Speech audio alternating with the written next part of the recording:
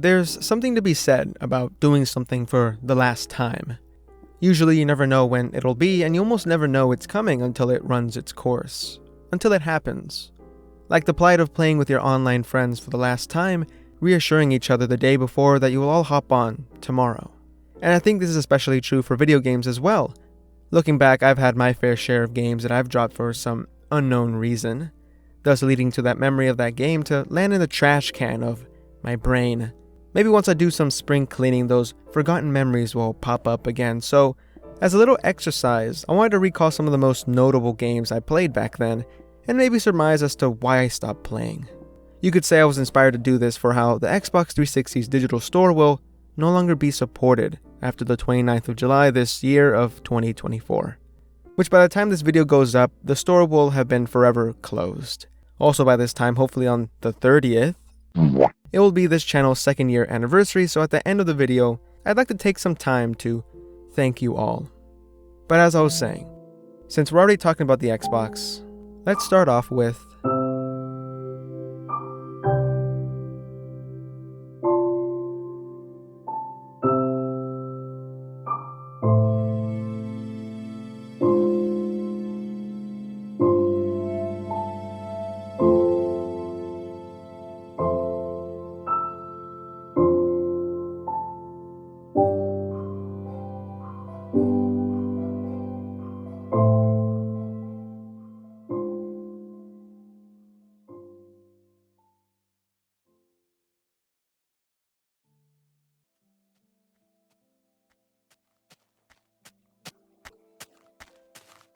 what is there to say that hasn't been said to death about Minecraft Xbox 360 Edition?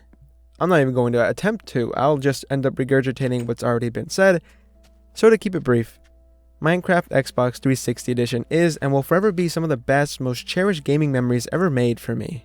It was by far one of my favorite eras in my life that, as everyone mentions, wishes they could go back to. And the reason I dropped it was, well, because no one was playing it anymore. I didn't get into the Xbox community until 2010, which is basically already halfway through the 360's lifespan, and I was there till the very end as I watched the inevitable shift towards the Xbox One. All my friends I made on the 360 slowly moved on to the newly dropped console, getting it for Christmas or their birthdays while I was still on the 360. I remember looking at my friends list and seeing them playing other games on the Xbox One and feeling kinda left out. Almost, maybe even a little betrayed. I mean, who wants to turn on their old 360 when they got the brand new shiny console of the generation? So slowly the number of people I play Minecraft with dwindled until it was just me. No one around me was excited to see what the new title update would bring to the 360 edition, and I fell out of it in part due to irrelevancy.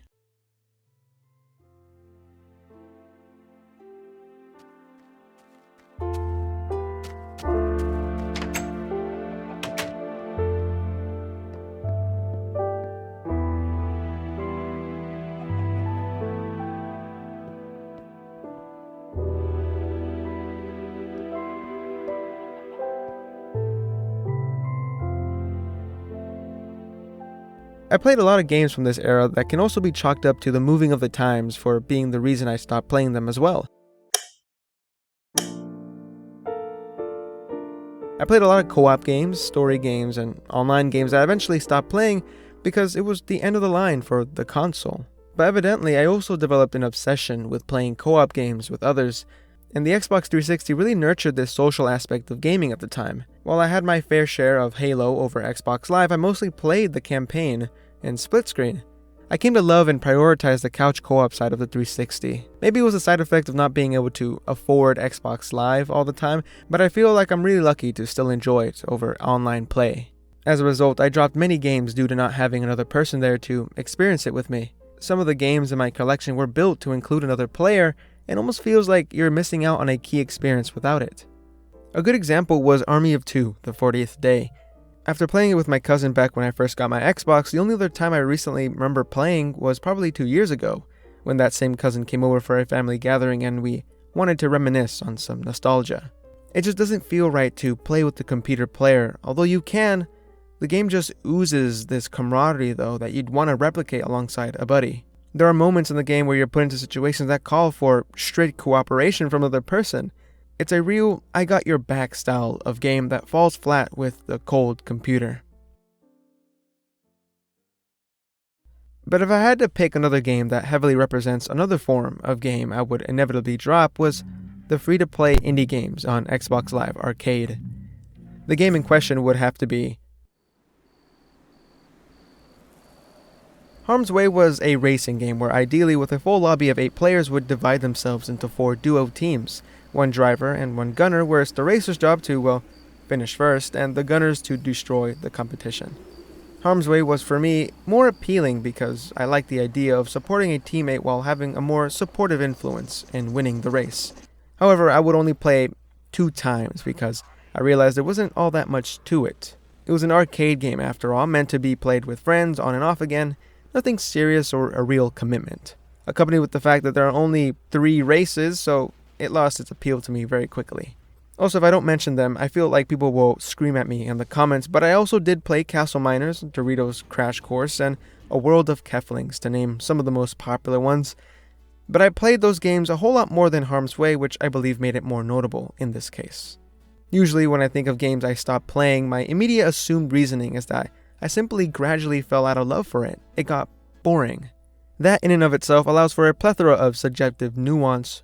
Boring means something different for everyone. I have definitely experienced playing games with friends only to have them stop playing because, well, it got boring for them. They'd explain their reasoning and that was it.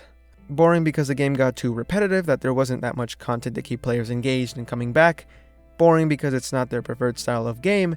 Boring because they played the game to death and are just burnt out, or boring because they just suck and don't want to put in the effort to get better. With that last one being me, with Tory Bash. As with everyone moving on to the next generation of consoles, I did too move on, but onto the PC side of gaming. I had a shitty laptop at the time that I would download Steam and subsequently download free-to-play games as well, because I was still broke. And as I was browsing the store, I found Tory Bash, a stop-motion, turn-based physics fighter game. Kind of like the fighting version of Co-op. I don't really know how else to put it, but to explain it. Basically, you and your opponent take control of the flex, extend, and hold of all the joints in the stickman's body, frame by frame, in an effort to take down your opponent to the floor, or maybe Mortal Kombat them if you're good enough. And I was not good enough. I played this game for a good maybe 15 minutes before giving up on how to understand it. I of course started with the tutorial, and unlocked some moves I could use as a preset, but with limitless possibilities on which joint to flex, when, and extend, I couldn't wrap my head around it. I think just seeing what could be possible from the main menu just further led me to becoming demoralized. How I just didn't get it, so I quit and uninstalled. Now approaching it today with my adult brain, I can grasp the idea better than when I was younger. Maybe not good, but at least competent enough to win some matches. Against bots. Surely though, if it wasn't for how simple the graphics were, my laptop would have blown up, and those 15 minutes would have been cut down to 1. Which leads to another problem I had. Since I made the transition over to PC, I didn't quite grasp the concept of why I couldn't run certain games. Some games I played were slow and choppy, and frame rate would be below 10. These games were by far the most forgotten, because why would I subject myself to this for anything longer than 2 seconds? However, 2 games made the most impact on me that the atrocious downside of not achieving suitable FPS was now negligible to me. I believe of the 2, I started off with Warframe. I was instantly hooked by the fluid movement of the game, how effortlessly you can just double jump, slide, wall run, and the way you could pull off some cool ass kills. Even at 15 frames per second, once I learned you could turn down the graphics, I was still able to find some enjoyment just from the movement alone. Come to think of it, this might have been my first introduction to the concept of movement shooters and how much I'd come to love this subgenre. And the second game was by far my favorite and will forever pain me for how I missed out on its peak in terms of player count and hype.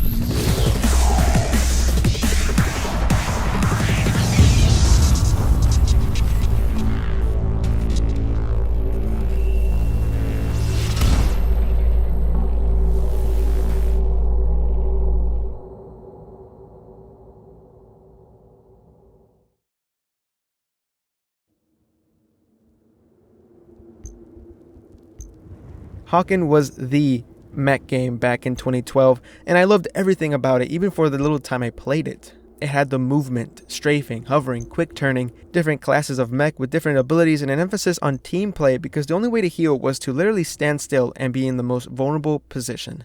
So if you were a light class doing some flanking, healing was a huge risk, for repair at the wrong time would be a surefire way to get you back on that select screen. Everything about the mechs themselves were also chef's kiss. The sound design of the mechs trampling through the futuristic wastelands and cities made you feel like you were piloting these hulking pieces of war machinery.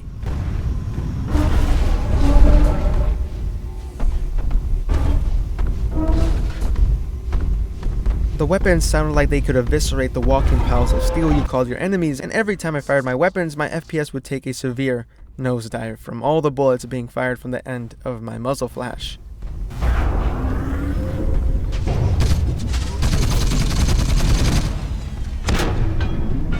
I really squeezed any enjoyment I could from the low frame rate, but at some point it would just get too much for me. I felt like I was robbing myself of the true experience that was Hawken and Warframe. I had to settle for a less than ideal experience compared to other players at the time, and I even wondered to myself if any of them were in the same boat as I was. Something to note, however, in combination with low FPS, Hawken would also be eventually shut down by the developers, which further prevented me from experiencing the masterpiece that was Hawken in its prime. All of this is to say that there are many reasons as to why one would stop playing a game. As you mature, your taste in all things mature as well, so it's not a surprise if you just feel yourself drifting away from a game you used to love, slowly to the point where you forgot all the hours you sunk into it. Along those same lines, can I really say I stopped playing these games? They paradoxically can no longer be thought of as games I stopped playing. To get most of this footage, I had to go and play these games again. So the statement that I stopped is kind of voided. But then what constitutes as a game that you've stopped playing? How long does it take for a game to enter this new territory as being labeled so? I think it's a matter of decision, though. You are the only one that knows for certain you won't pick up a game again, once the short-lived want to play dissipates. While I did replay these games for this video, that doesn't necessarily mean I will continue to play them like I used to, with that same dedication and commitment as I once did when I first discovered them from before. I don't see myself returning to them consistently or craving to load them up again. They're now a sort of novelty, something to reminisce about for a very short period and then be stored back in the metaphorical toy box from where I store them. Blissful memories of the past.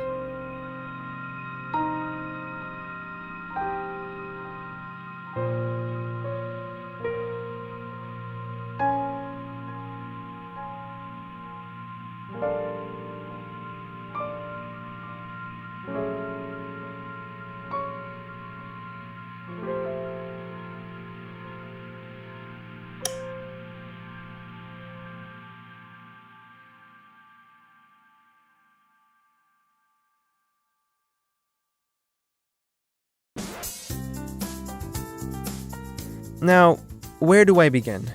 I'd like to thank everyone who watched, left a like, commented, subscribed. Like, really, I did not think my TF2 video would blow up as much as it did. I assumed like maybe I'd get like 2,000 views, but I'm blown away from the support I got on that video. And because of that, I was finally able to get monetized, so really, thank you all. And you really don't know how much it means to me.